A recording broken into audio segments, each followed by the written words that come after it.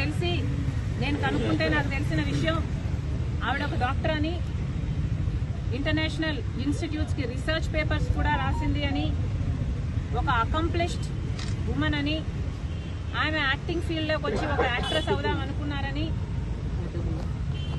నాకు అర్థమైన విషయం.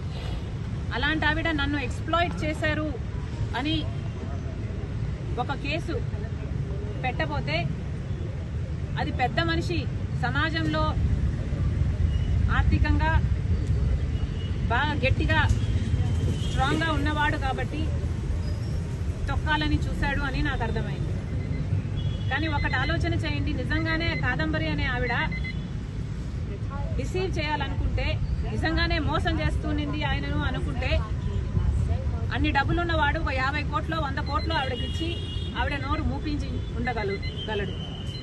కానీ ఆవిడ ఏ ప్రెషర్కు లొంగకుండా నాకు న్యాయమే జరగాలి అని నిలబడిన దానికి ఎంత ఘోరంగా ఆవిడ్ని తొక్కాలని చూశారు. వాళ్ళ తల్లిని, తండ్రిని, వాళ్ళు కూడా చిన్నవాళ్ళు కాదు. తండ్రి ఏమో నేవీ ఆఫీసర్ అట, తల్లేమో రిజర్వ్ బ్యాంక్లో మంచి పొజిషన్లో పనిచేసిన ఆవిడట.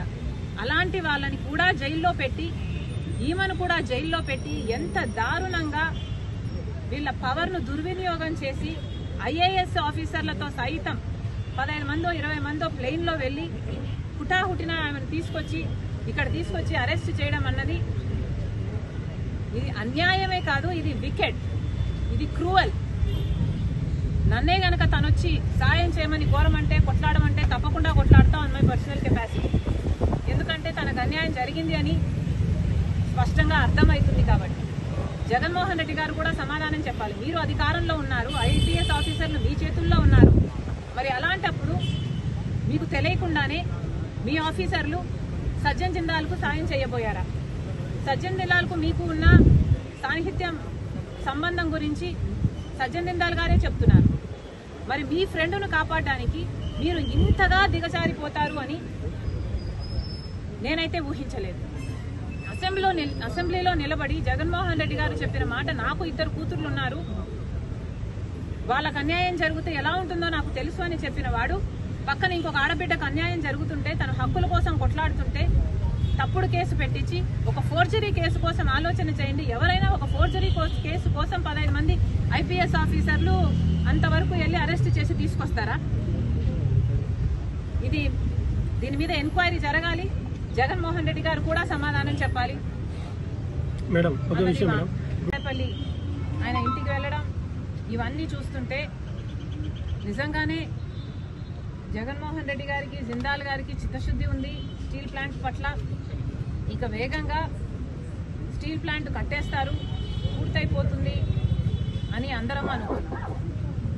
కానీ అసలు విషయం, జిందాల్ గారు, జగన్ గారు ఇద్దరూ కలిసి కాదంబరి అనే ఒక మహిళని ఎలా కట్టడి చేయాలి అని స్కీములు వేసుకున్నారు అని ఇప్పుడు అర్థమవుతుంది. మామూలు స్కీములు కాదు, ప్లాన్లు కాదు, మాస్టర్ ప్లాన్. ఒక ఆడదాన్ని ఒక్కదాన్ని చేసి స్కీములు వేసి, మాస్టర్ ప్లాన్లు వేసి ఆమెను తొక్కడానికి చూశారు. J&J గుర్రాలు పెట్టారు. జగన్ గారు, జిందాల్ గుర్రాలు పెట్టి ఒక్క మహిళని అడ్డుకోవడానికి, ఎదుర్కోవడానికి అన్ని స్కీములు వేసి దాన్ని ఎలా ఆచరణలో పెట్టారో ప్రజలందరూ చూశారు. మీకున్న బుర్రలు, మీకున్న మెదడు, మీ స్కీమ్లు అన్ని కడప స్టీల్ ఫ్యాక్టరీ కోసం పెట్టునుంటే కనీసం కడప స్టీల్ ఫ్యాక్టరీ పూర్తయిపోవు నీ పాటు.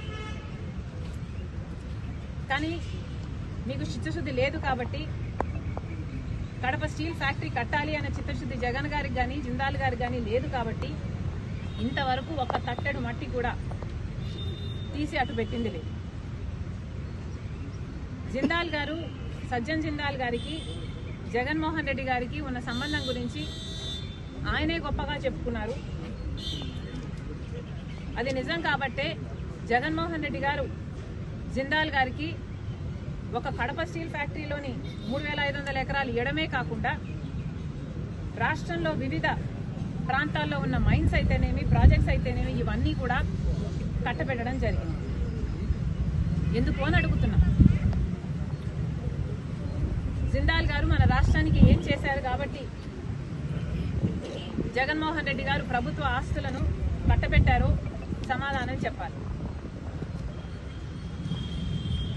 ఈ డీల్స్ వల్ల జిందాల్ వాళ్ళు జగన్మోహన్ రెడ్డి గారికి ఏమిచ్చారో తెలియదు, కానీ రాష్ట్రానికి మాత్రం ఒరిగింది ఏమీ లేదు. ఈ రోజు వరకు కూడా కడప స్టీల్ ఫ్యాక్టరీకి సంబంధించిన 3,500 ఎకరాలు జిందాల్ వాళ్ళ చేతుల్లో ఉంది. కానీ ఇంతవరకు ₹1 ఖర్చు పెట్టింది లేదు.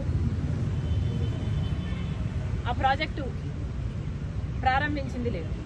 ఈ రోజు వరకు కూడా రాళ్ళు రప్పలే కనిపిస్తాయి. ఒక ఎడారి లాగా ఉంది ఆ ప్రాంతం. మరి వీళ్ళకి చిత్తశుద్ధి ఉంది అని ఎలా చెప్పుకోగలుగుతున్నారు?